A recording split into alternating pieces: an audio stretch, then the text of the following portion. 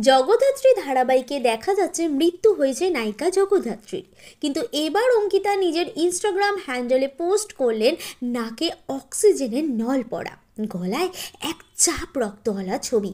তাহলে কি সত্যি সত্যি কোনো বিপদ ঘটল জগদ্ধাত্রীর অঙ্কিতার? নায়িকা ভীষণ রকম স্বচ্ছন্দ সোশ্যাল মিডিয়ায়, প্রতি মুহূর্তের আপডেট দিতে থাকেন তিনি, সে কোনো হট ফটোশ্যুট হোক অথবা ফ্যানদের মাঝে তার কোনো স্টেজ শো। কিন্তু হঠাৎ করে হাসপাতালে জমা পড়া এমন ছবি দেখে চমকে গেছে নেটিজেনরা। জগদ্ধাত্রী হাসপাতালে ভর্তি হওয়ার দৃশ্য অনেক দিন পরিবেশিত হয়ে গেছে, আবার নতুন করে কেন হাসপাতালে ভর্তি হতে হলো অঙ্কিতাকে, তাও আবার এরকম রক্তাক্ত অবস্থায়? না, ভয় পাওয়ার কিছুই নেই।